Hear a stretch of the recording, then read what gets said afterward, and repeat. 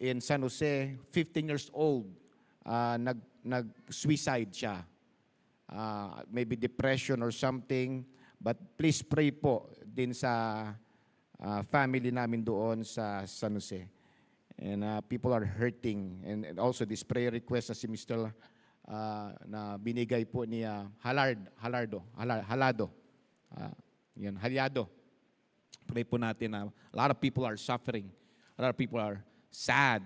That is why we need friends. Amen? We need friends. At ngayon pag umaga pa pag-uusapan natin, yung pagkakaibigan po ni David and ni Jonathan. We cannot just end our month of friendship ng ating pong church.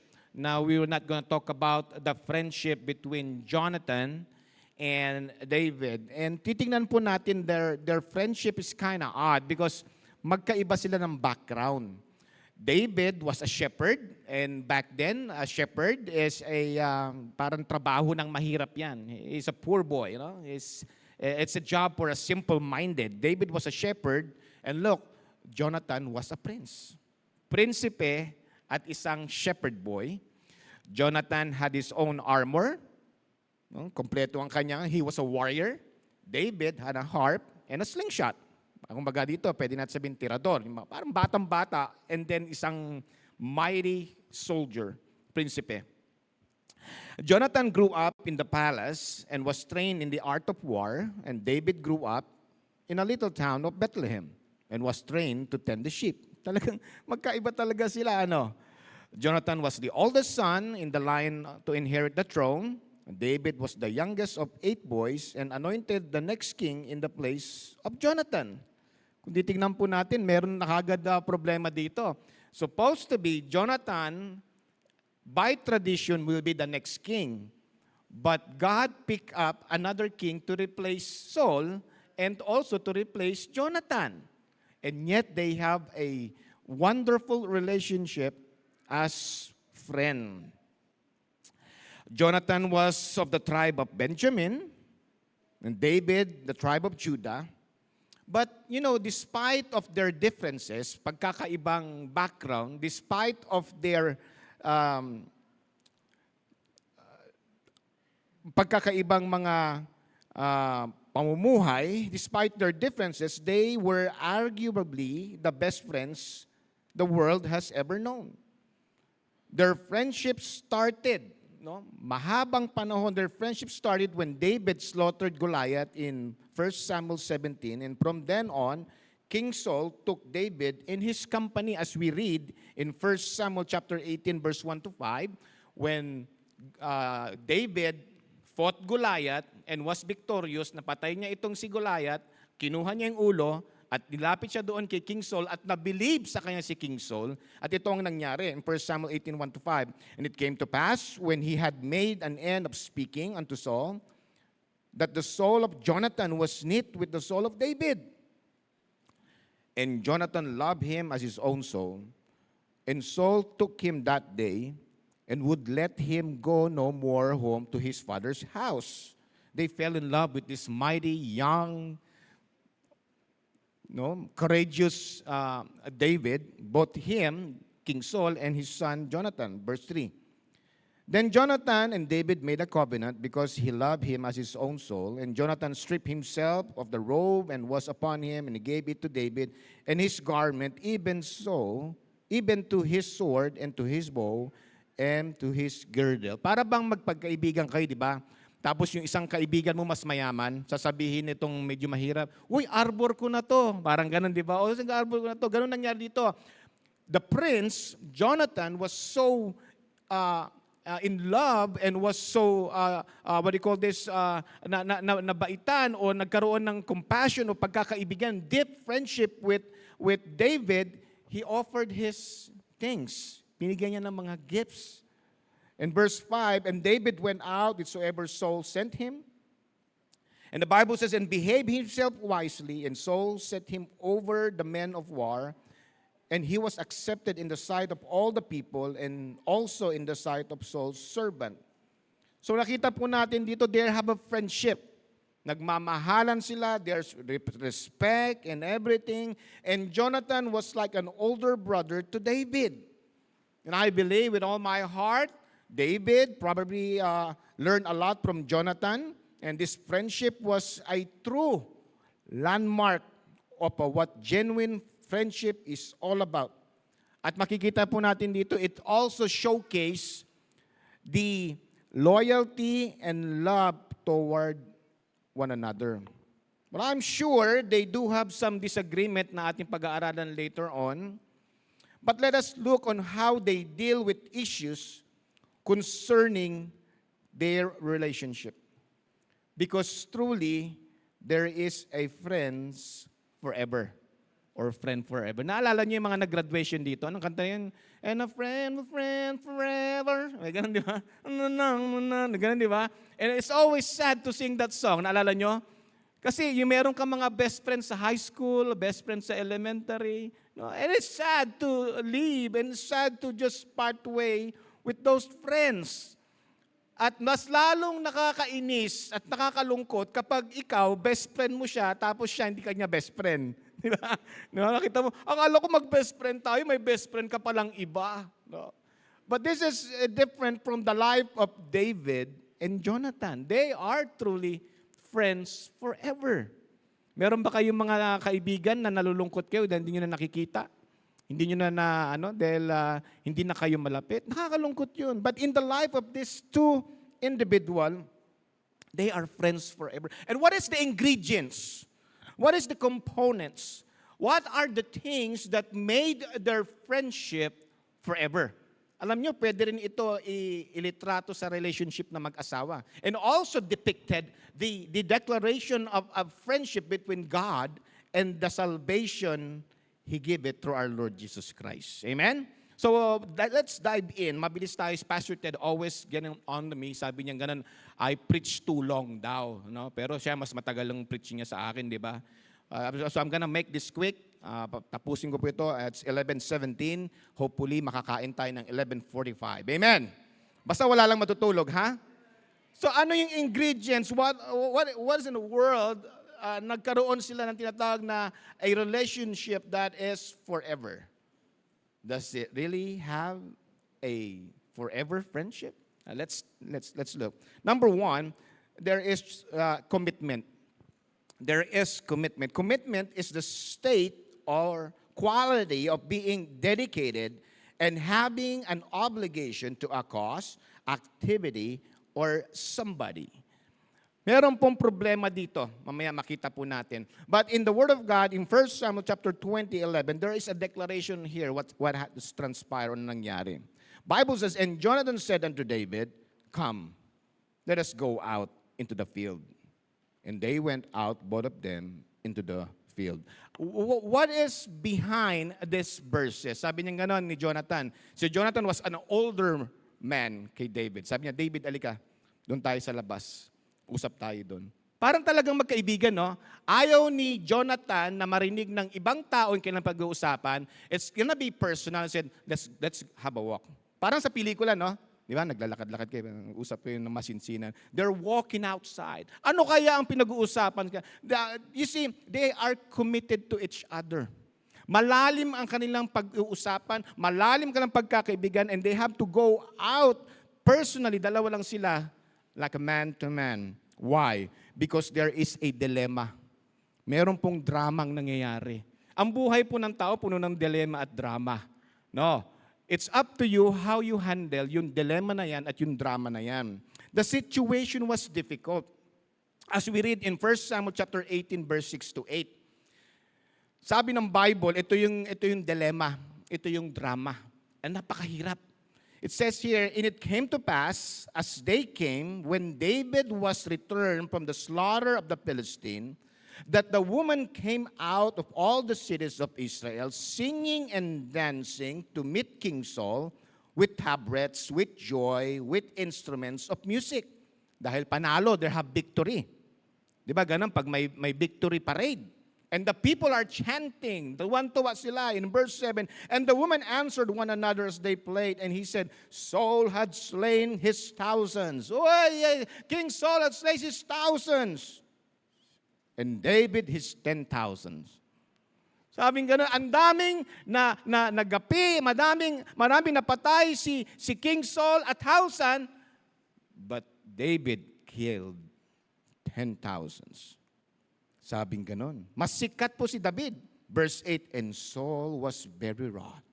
Extreme anger. Galit na galit. Hindi siya sikat eh. Sa friendship natin, yan problema. Kapag hindi ka sikat, ayaw mo na yung kaibigan mo, no? Here nakita and Saul was very wroth. And the saying displeased him.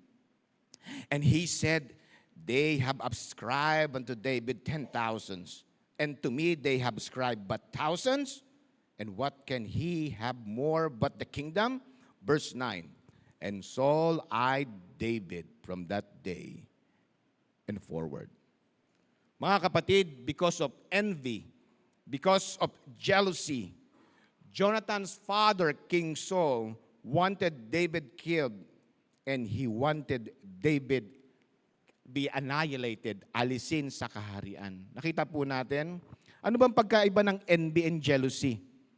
Envy and jealousy are different. Envy occurs when we lack something that someone else has. Ang sikat, si David, second lang si King Saul, so he was envy. At the same time, he is jealous. Kasi ang jealousy arises when we fear losing something we already possess, such as relationship, possession, or position. So dalawa yung kanya pong pinagdaraanan. King Saul ay nagsiselos at naiinggit. So gusto niyang ipapatay itong si David. But the problem is this, Jonathan's best friend is David. Ang hirap, no? Pakinggan natin ang hirap. Yung best friend mo, kaaway ng tatay mo. Para kang nasa gitna nag-uumpugan. It's hard. It's difficult. There is a dilemma. Pero tingnan natin paano nila nagawa ng paraan ang kanilang friendship. There is a dilemma, there's drama. In 1 Samuel chapter 19, verse 1, the Bible says, and Saul spake to Jonathan his son, and to all his servants, that they should kill David. David was the king's enemy, number one. Ang hirap po ng situation nila. Pero anong ginawa nila when there's drama, there's dilemma? Anong ginawa nila? Ang dalawa? They have what you call a dialogue. Nag-usap sila. Ang lahat po naman kasi nadadaan sa magandang mabuting usapan. Nag-usap siya. That is why in our text kanina sabing ganun, they both went out and talked doon sa field. Nagkaroon po ng dialogue. In 1 Samuel chapter 19 verse 2 and 3, look, tingnan natin po. Kasi yun ang importante, mag-uusap. Mag-usap po. Hindi yung nakikinig na lang kung sino-sinong pinag-uusapan, third party. Mag-usap kayong dalawa. At yun yung ginawa po nila. 1 Samuel chapter 19, verse 2 and 3. But Jonathan Saul, son, delighted much in David because they're good friends. They're best of friends.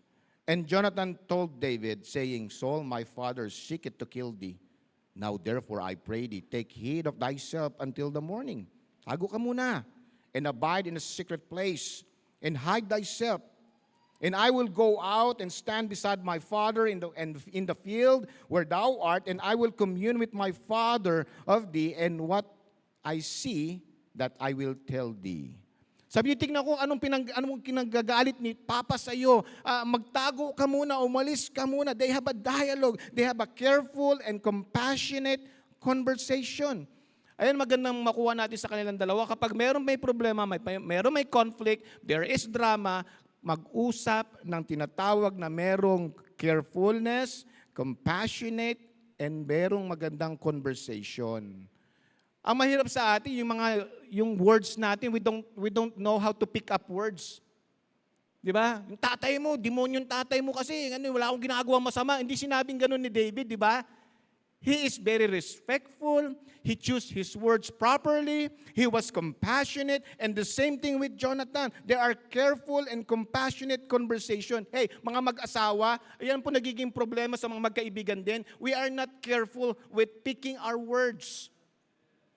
Padalos-dalos tayo sa mga sinasabi natin. In 1 Samuel chapter 20 verse 1, ito pa. Sobrang galit ni David din. Pero look how he handled things.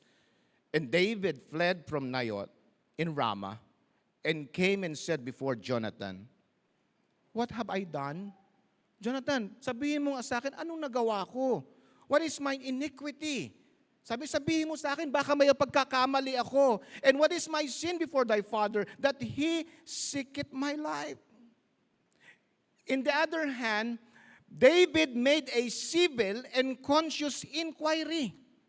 Pag sinabing civil, makataong salita, makataong mga pangungusap, mga makataong pagtatanong. Ang hirap po sa tao ngayon, saksakan tayo lahat ng yabang, mga sarcastic tayo. Alam niyo yun? Sarcastic. Magtatanong tayo, pero yung tanong natin is actually an affirmation ng ating pong prinsipyo. But here, this is an honest inquiry. Sabi, anong nagawa ko? What I have done? What is my iniquity and what is my sin before thy father, that he seeketh my life? Kung makikita natin, let's picture it, there is no ego, no anger for both of them. They are not ready to fight. What a great display of spirituality and godly display of friendship. Marami tayong pwede makuha dito. The reason why we don't have a friends forever is because our words, because of our actions, because of our mabilis magalit. Madali tayong maniwala sa chismis. Madali tayong maniwala sa mga third party. Alam niyo si Socrates, the great philosopher. I don't really much look up to him, but he has some great truths na sasabihin. One time, Socrates was approached by one of his so-called friends. At sabi niya nga, Socrates, do you know that somebody is bad-mouthing you? Alam mo ba, Socrates, that sinisiraan ka ng mga tao? Sabi ni Socrates, sinong mga tao? Sila. Sinong sila? Basta. Sabi niya ganon. Sabi ni Socrates, being a wise person, sabi niya, let us try to have a three-way test before anything else. Sabi niya, before magalit ako. Number one, sabi niya ganon, is the information, yung chismis na yan, yung information about me, is it true? Did you heard it first hand? Sabi nila, no. So it is second hand. So you're the third person to tell to me. So meaning to say, lagpak na kagad. It's not even true. Is it good? Is it good? Ay, nako, Socrates, it's not good. It's gonna hurt your feelings. It's gonna hurt your character. So sabi ni Socrates, so yung sasabihin mo sa akin is not actually true, but accusation, and it is not good. Parang ganun na nga. And let us have the last filter, which is usefulness. Sabi niya, kaibigan, yung sasabihin mo ba sa akin ay kagamit-gamit? Hindi din. So finally, Socrates, in the end, sabi niyang ganon, I refuse to listen to what his disciples wanted to tell him. Because if what you want to tell me isn't true, isn't good, isn't even useful, why would I want to hear it? Tama? Kaya ganon, pag meron tayong narinig na hindi totoo, okay? At hindi ito maganda, maayos, at hindi kagamit-gamit, huwag natin pakinggan. Ang problema sa atin, mahilig tayong pumatol. Amen. Itong dalawa, hindi nila pinatulan ng kanilang discouragement, ang kanilang problema, but rather they have a dialogue. Nag-usap sila in a careful and compassionate conversation, and David himself made a civil and conscious inquiry. Sabi sa Bible, Proverbs 18:17, he that is first is his own cause, seemeth just, but his neighbor cometh and searcheth him. A lot of troubles and heartaches can be solved if we will just have this kind of attitude. Maayos na pag-uusap, maayos na pangungusap, Maayos na pag-intindi. Maayos na pagtatanong. Huwag tayong padalos-dalos. Parang yung nag-text, naalala niyo yung news nung nakaraang mga previous news before. Sabi nga nung 24 oras, buhay pa si Mike Enriquez. Sabi niya ganon, isang ginang po ang pinatay ng kanyang asawa. Sabi ganon, di ba? Sa isang text lamang na nagkamali. Sabi nung kapitbahay niya, pare, may aaminin ako sa'yo.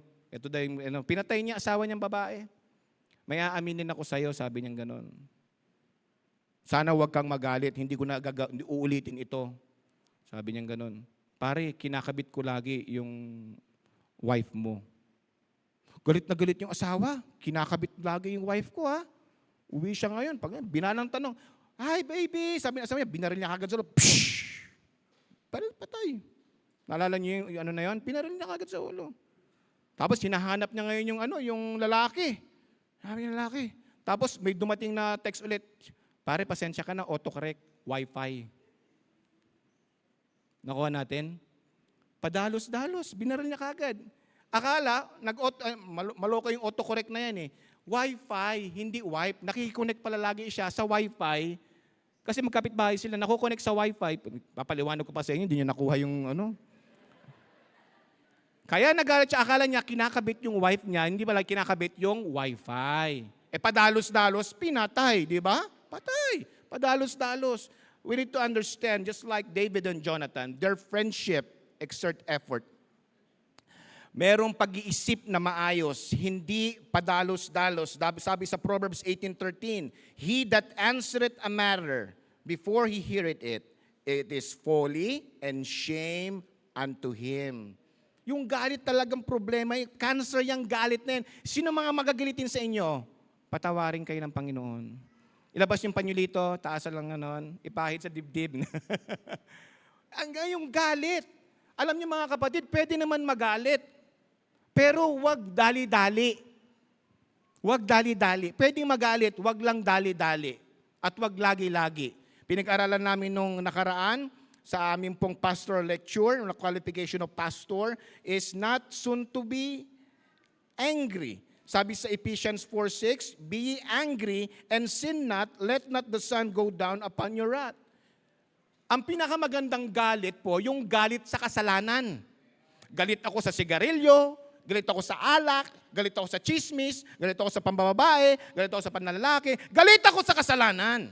Yun ang dapat na kasalanan na dapat na nagagalit tayo doon sa mga bagay na yon. Pero yung mga bagay na hindi pa natin nakukonclude, mga bagay na hindi pa natin pinapag-uusapan, mga bagay na wala pang dialogue, mga kapatid, I pray, wag natin pong sayangin ang galit natin sa walang kwentang bagay.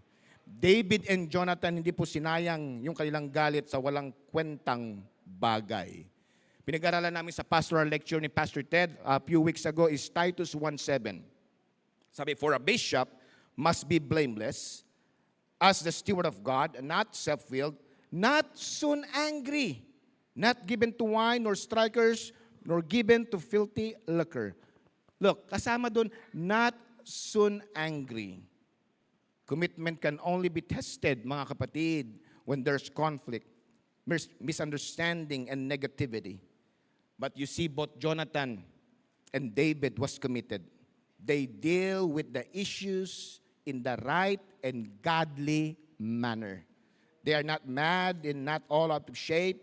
They analyze the dilemma and proceed to have dialogue, committed to each other even in times of conflict. May mga tao namamatay kagad sa heart attack kasi naniwala kagad sila. Anong ang unang point natin? Kaya mayroon silang tinatawag na a long friendship or forever friendship or friends forever. They should have and we should have commitment. Pangalawa, not only commitment, meron silang tinatawag na covenant. Parang similar itong dalawa but they are different. Ano po? Covenant. Meron silang tinatawag na kasunduan. Yung commitment kasi pangako eh. Commitment is singular. Ikaw, pangako mo, pwedeng mawala yun. Pero yung tinatawag na kasunduan, both parties yun. No? Malalim yun. covenant. In 1 Samuel 18:3-5, gising pa ba tayo? Amen. Natutulungan tayo nito to assess friendship, relationship. 1 Samuel 18, verse 3-5. Then Jonathan and David made a covenant because he loved him as his own soul. And Jonathan stripped himself of a robe that was upon him. Binigay niya yung damit niya as a sign of friendship, as a sign of devotion and delight, and gave it to David and his garments. And just to let everyone knows, hindi po ito bastang damit. Jonathan was a prince. So, kanya pong mga kagamitan ay mamahalin. Hindi yan ukay-ukay, hindi yan kung ano-ano. It is actually handmade to perfection. And he gave that to David. And the Bible says, and his garments, even to his sword, and to his bow, yung kanyang pana, and his girdle. And David went out whithersoever soul sent him, and behaved himself wisely. And the other hand, hindi po nag-take advantage si David. Meron ba kayong kaibigan na hindi gumagastos lagi? Meron ba kayong kaibigan na lagi nagpapalibre? Si David hindi ganon. Sabing ganon, nung binigyan ni Jonathan si David ng mga gifts, sabing ganon ito, David behaved himself wisely. He did not took advantage. Meron siyang tinatawag na pagbibigay din. Hindi siya, pwede ko ba sabihin sa pulpit yung makapal yung muka? Pwede ba yon? Okay lang? Hindi makapal yung muka niya. Hindi siya dihadista, sahod ng sahod. Mga dihadista, sahod ng sahod. No, meron siyang ambag. Sabi, he behaved himself wisely. And so set him over the men of war, and he was accepted in the sight of all people, and also in the sight of Saul's servants. Now, let us look what is the difference between commitment and covenant. Sabi ko, ang covenant is actually related concept. Covenant and commitment are related concepts, but they have distinct meanings. Yung commitment is a person obligation or dedication to fulfill promises or responsibilities. Ikaw yon, you are committed. Pero kapag ayaw mo na, walang magagawa yung isa. Kasi ikaw yon eh. Pangako mo yon. But a covenant is a bond or promise made between two partners, often accompanied by oaths and ceremonies. Mas malalim po yon kaysa sa commitment. Parang ito, ang covenant. Kapag may contract and covenant, yung contract pwedeng magkaroon ng breach of contract pag umayaw na Pero yung covenant ay may malalim po. The Bible illustrates covenant as a relationship between mother and child. Look with me in Isaiah 49:15. Can a woman forget her sucking child, that she should not have compassion on the son of her womb? Yea, they may forget, yet will I not forget thee. A covenant puts no condition on faithfulness. It is unconditional commitment to love and loyalty. Parang yung covenant ng Panginoon sa kanya pong sa atin, sa kaligtasan natin. Sabi, for God so loved the world that He gave His only begotten Son, that whosoever believeth in Him should not perish but have everlasting life. That's a covenant right there. Na tayo, kapag tayo ay tumanggap sa Kanya, tayo po ay lumapit sa Kanya, tayo po ay nagkaroon pananampalataya sa Kanya, tayo po ay nagsisi, the Bible says we will have everlasting life. Na kahit magkamali tayo, magkasala tayo, we have a means to ask for forgiveness because we will not cease to be His child. Parang ako yung tatay ko, si papa ko, anak niya ako. Pag nagkasala ba ako, hindi niya na ako anak? No, it's the covenant. Well, the same thing din po sa relationship ni David and Jonathan. They made sure they have this covenant. At makikita po natin yan sa kanila pong buhay. First, they have this called perpetual friendship. Walang hintong pagkakaibigan. Jonathan and David made a covenant of perpetual friendship. Look with me in 1 Samuel chapter 20, verse 17. And Jonathan caused David to swear again because he had loved him. For he loved him as he loved his own soul. Sabi niya gano'n, nakita natin dito, nagkaroon sila ng promise, ng covenant to love him as his own soul. Ito po ay isang litrato. This friendship illustrates the greatest commandment and evidence of one's salvation. Pinapakita yung klaseng pag-uugali. One time in Matthew chapter 22 verse 35 to 40, tinanong ng disciples itong si Jesus Christ. Sabi niya ganon, then one of them, which was a lawyer, asked him a question. May nagtanong sa kanya na isang Pharisee, tempting him and saying, Master, which is the great commandment in the law? Verse 37, Jesus said unto him, Thou shalt love the Lord thy God with all thy heart, with all thy soul, and with all thy mind. This is the first and great commandment. Verse 39, and the second is like unto it. Thou shalt love thy neighbor as thyself. On these two commandments hang all the law and the prophets. Ganun ang pagmamahalan nila. They love each other as thyself. Bakit kaya nila nagawa yun? Because they love God first. The reason why, mga kapatid, wala tayong friends forever is because we are not committed and we don't have covenant with that person. Hindi tayo talagang nag-exert ng effort. But these two, they said, we're gonna have perpetual friendship. And Jonathan caused David to swear again because he loved him. For he loved him as he loved his own soul. Do you love your friends as you love yourself? Mahal mo ba yung kaibigan mo katulad ng pagmamahal mo sa sarili mo? Most of the time, kapag panganib na, wala na, tulakan na yan. Nalala ko nung bata kami. Magmamahalan daw kami ng mga barkada ko, pero pag nagtakbuhan kami, may aso, nagtutulakan na kami. Ikaw dyan, di ba? Ikaw dyan. Dapat hindi. Sige pare, takbo na kayo, ako nang bahala dito. Di ba? Parang ganun dapat, di ba? Kaso hindi, di ba? Nagtutulakan tayo. Ay, ikaw tutulak mo siya. Diyan ka. Those were just analogy. How do you love your friends? Do you love your friends just like you love yourself? Na ayaw mo masaktan? David and Jonathan have this kind of attitude. They are perpetual friends. Look with me also, yung attitude nila. Meron din silang covenant in their position in leadership. Jonathan was supposed to be the next in line pag namatay itong si King Saul. Pero dahil God anointed David, Jonathan did not question God. Hindi na even question yung mga pangyayaring yan.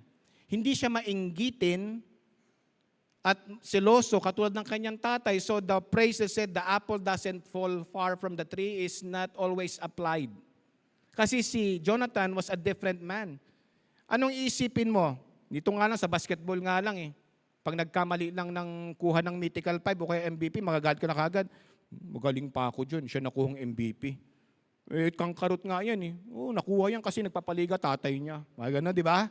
Kaibigan mo yon. Pero dapat kapag siya ay nabigyan ng corona, nabigyan ng achievement, nabigyan ng tinatawag na mga award, dapat kaibigan mo. Amen. Praise the Lord. Congratulations. Di ba? You should be happy when your friends are excelling. You should be happy when your friends are having some awards. You should be happy when your friends are receiving some blessing. Yan ang nangyari sa friendship ni Jonathan. Look, si Jonathan and David, the strong bond and perpetual friendship nila also includes position in leadership.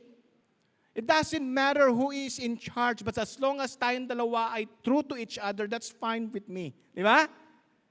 Problema natin kung sinong sikat, doon tayo eh. Look with me. Di ba dapat si Jonathan ang next king? 1 Samuel 23:16-18. Bible says this. And Jonathan Saul's son arose and went to David into the woods and strengthened his hand in God. And he said unto him, Fear not. Wala sa akin yun. For the hand of Saul my father shall not find thee. Hindi kita isusumbong. And thou shalt be king over Israel. And I shall be next unto thee. Nung binasa ko to, nakinlibutan ako eh. and I shall be next unto thee. Hindi nyo naintindihan yon? Siya, traditionally, rightfully, will be the next king. Pero dahil si King David, ang binigay ng Panginoon to be the next king, sabi niya, naniwala niya, sabi niya ganon, is this. So Jonathan, sabi niya ganon dito, here, saan na ba tayo? 17. And he said unto him, fear not, for the hand of Saul my father shall not find thee. Hindi kita susumbong. I don't care about the throne. And thou shalt be king over Israel, and I shall be next unto thee. And that also Saul my father knoweth. And they two made covenant before the Lord. And David abode in the wood. And Jonathan went to his house. So what an attitude, no? May problema bang ganyan sa mga company nyo, Brother Alexis? No? May ganyan, di ba? Pambira. Bakit yun? Ang tagal ko na rito. 25 years na ako dito. Yan, 8 years pa lang. Siya na yung area head. Pero kaibigan mo yon. No, we should be blessed if our friends is blessed. Yan ang attitude niya. Kaya they have a perpetual friendship and the position in leadership. Jonathan had a good attitude toward his friend. By the way, both of these men were mighty. Kung titignan natin the track record, we always think about David, killed Goliath, na bear, na lion. Well, Jonathan has his fair share of victory as well. I remember the story when Jonathan and his armor bearer went to the place in the garrison, pinuntahan yung mismong maraming thousands of Philistine. He went there with his armor bearer. Dalawa lang sila, Kuya Ed.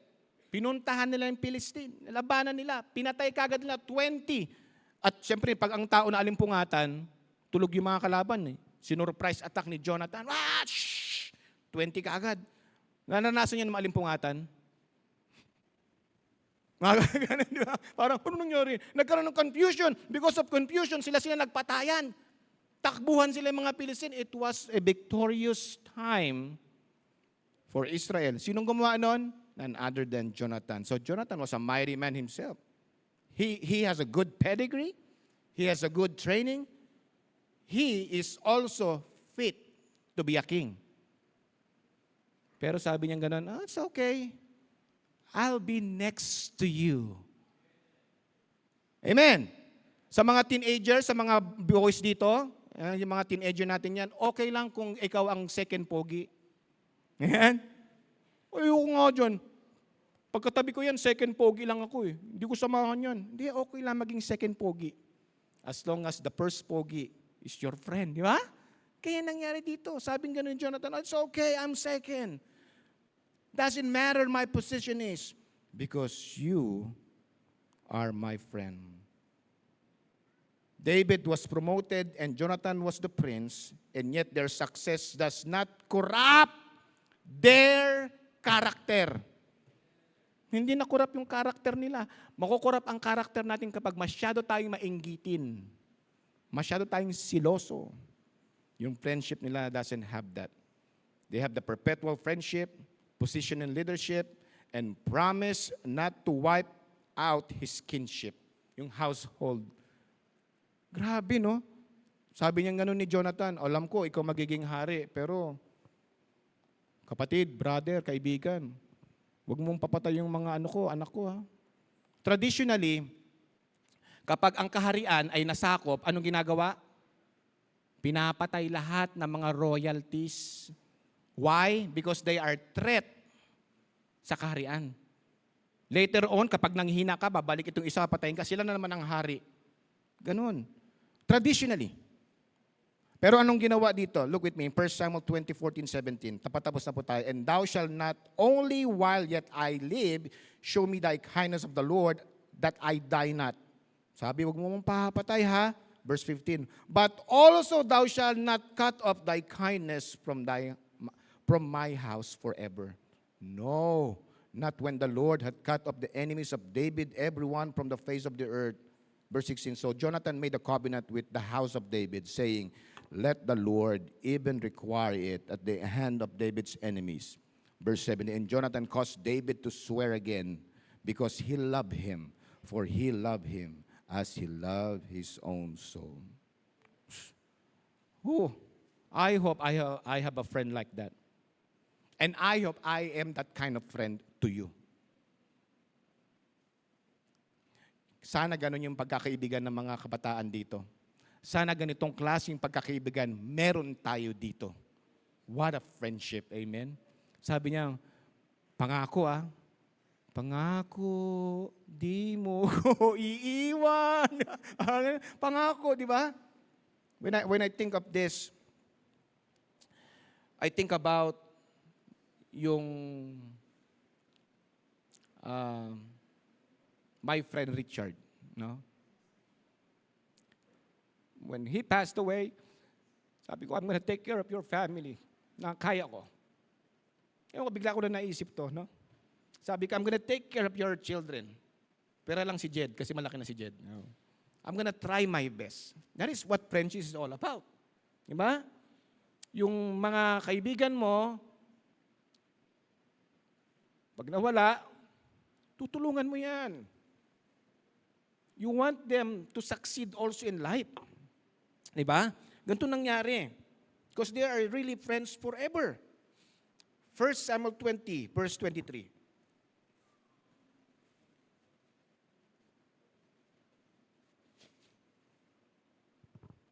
First Samuel 20:23. And as for the matter of which you and I have spoken, behold, the Lord is between you and me forever. See? I hope ganun tayong klaseng kaibigan. Hindi ibig sabihin, pag nawala na itong kaibigan natin ito, kakalimutan na natin yung pamilya nila, yung anak nila. Di ba? Namatay na si pare, inaanak mo, hayaan mo nagpapalala. No! David did not do that. As a matter of fact, punta tayo sa last natin na points. Tapusin natin to. Friends forever, ingredients are commitment, covenant, they have a covenant, and that covenant, pinakita sa kanilang tinatawag na credibility. Credibility. They're credible. Ibig sabihin ng credibility, able to be believed and convincing. They are true to their covenant. They are true to their promise. Totoo sila. Hindi sila mga drug addict na kung saan lagi sila naninistema. Sino mga drug addict pa rito? Di ba? Pag bumibili ka, meron kang tagabili. Tapos ang tagal-tagal mo na doon naghihintay. Naalala mo ng panahon natin, Brother Romel? Magpapa-score ka doon sa loob ng Bonifacio. Pagpunta ka doon, 11 o'clock, alas 4 na waiting ka pa din. Niloko ka na. Parang ganun. Sila, they are true to the word. Sabi ganun, ng covenant nila, we're gonna be perpetually friends. We're gonna have positions in leadership. I don't care, you're the first, I'm the second, I don't care. There's a promise not to kill our kinship, yung aking mga anak. At makita natin dito po yung credibility po nila. Credible people are someone who is capable of persuading people that is something that will happen or to be successful. Gagawin ko yung sinumpaan ko. Both po. Sabi ko ni Jonathan, I will be true sa'yo. Kalaban niya tatay niya. And yet, Jonathan defended David when David cannot defend himself. Nakuha natin yan? Jonathan defended David when David cannot defend himself. Anong bang ibig sabihin ni Pastor Odic dyan?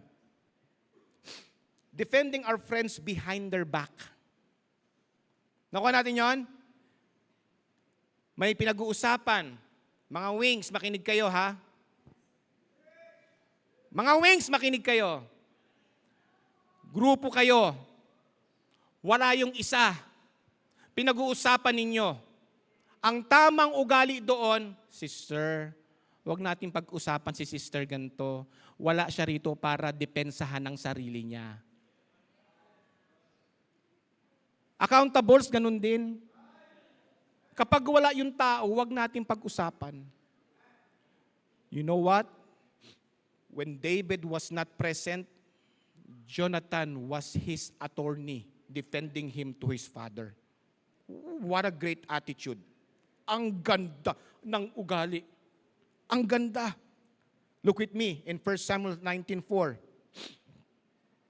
And Jonathan spake good of David unto his soul.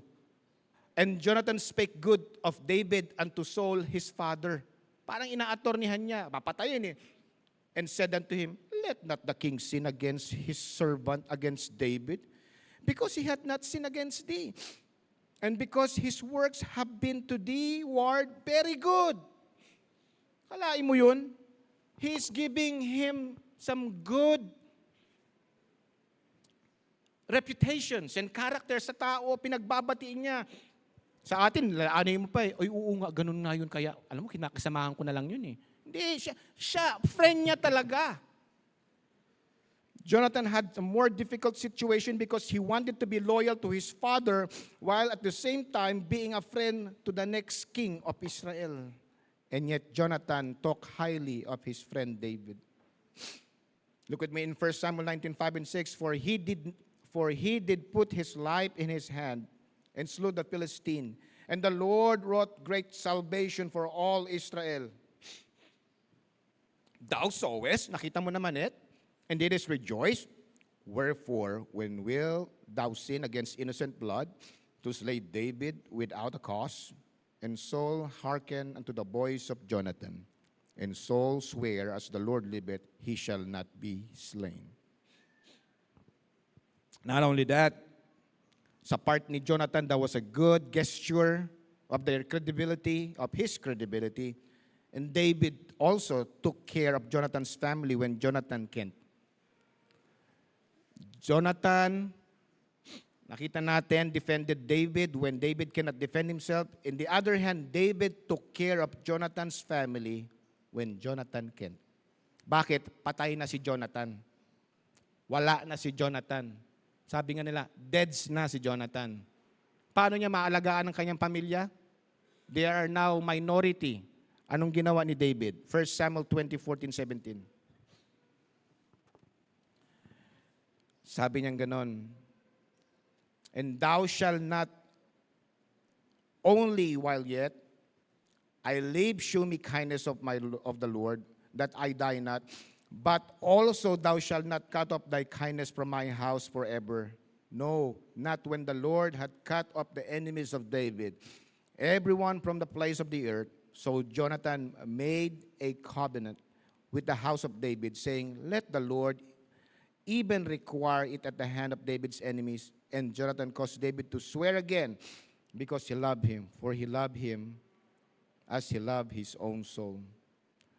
Nagkaroon sila ng covenant, sabing ganon, David, ikaw nang bahala sa pamilya ko ha. Traditionally, papatayin, pero huwag mong patayin ha. Pakialagaan mo naman. Anong ginawa ni David? David intentionally looked for the living relatives of Jonathan, and we will close with this. 2 Samuel chapter 9, verse 1-7. Galing, no? Talagang tunay na pagkakaibigan. Meron kang ganitong kaibigan, if you have this kind of friend, you are so wealthy. You are a wealthy man. 2 Samuel 9:1-7. This is the last verse. Let's all stand. Tayo tayo. Para medyo magising na tayo. Patapos na tayo. As I read this also with your eyes. And David said, hari na siya ha? Is there yet any that is left of the house of Saul, that I may show him kindness for Jonathan's sake? Wow! What? This man is credible. In our time, he is incredible. Di ka panipaniwala. Minsan, pag namatay na yung kumpare mo, liligawan mo na yung kumare mo eh. But this is not the case here. Sabing ganon, meron pa bang buhay na kamag-anak? And I will show kindness for my friend Jonathan's sake. Wow. And there was one of the house of Saul's servant whose name was Ziba. And when they had called him unto David, the king said unto him, art thou Ziba? And he said, thy servant is he. And the king said, Is there not yet any of the house of Saul that I may shew the kindness of God unto him? And Ziba said unto the king, Jonathan had yet a son which is lame on his feet. And the king said unto him, Where is he? And Ziba said unto the king, Behold, he is in the house of Machir, the son of Amiel, in Lodebar. Then King David sent and fetched him out of the house of Machir, the son of Amiel, from Lodebar. Now when Mephibosheth, the son of Jonathan, the son of Saul, was come unto David, he fell on his face and did reverence. And David said, Mephibosheth. He answered, Behold thy servant. Verse 7. Basahin nga natin sabay-sabay kung okay lang. And David said unto him, Fear not, for I will surely show thee kindness for Jonathan thy father's sake, and will restore thee all the land of Saul thy father, and thou shalt eat bread at my table. What kind of friend? Friend. Grabe. Grabe. Friends forever. Did you know? This is the image of our Lord Jesus Christ. Tawagin natin yung mga papaawit. Can you play the music sa ating invitation? It is the picture of our true friend, the Lord Jesus Christ. Jesus Christ is committed in loving us. It is a unilateral. Mahal tayo ng Diyos even though tayo hindi natin mahal yung Diyos. He is committed. And dahil dyan, He made a covenant. Sending Jesus Christ as our way to escape the condemnation. That covenant is none other than the Lord Jesus Christ. And guess what? Hindi lang puro ganon ang salita ng Panginoon. It is not just words. But Jesus Christ is credible. Why? He died for you and I. He died in old rugged cross because He wants for us to have friends forever. Bible says, greater love had no man this, John 15:13. That a man lay down his life for his friends. We are ungodly, miserable, selfish, mayabang. Hindi pa sumisikat, laos na dahil sa kayabangan. And yet this God wanted you to be His friend. John 3:16, the covenant, for God so loved the world that He gave His only begotten Son. That whosoever, it means all, whosoever believeth in Him, faith in Him, trust in Him, should not perish, but have everlasting life. And then finally, He was so credible because He died on old rugged cross. 3 days on the tomb, but after that, risen again.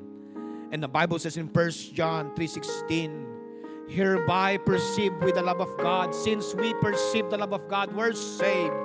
Because He laid down His life for us, and we ought to lay down our lives for the brethren. Friends forever. Ngayong umaga po, kung hindi niyo pa friend si Jesus, the Lord wanted to have a relationship with you by faith in a form of repentance, living your old nature and asking the Lord to forgive you. Pwede niyong gawin yung as we sing, lumapit ka, makipagkaibigan ka kay Jesus. O kung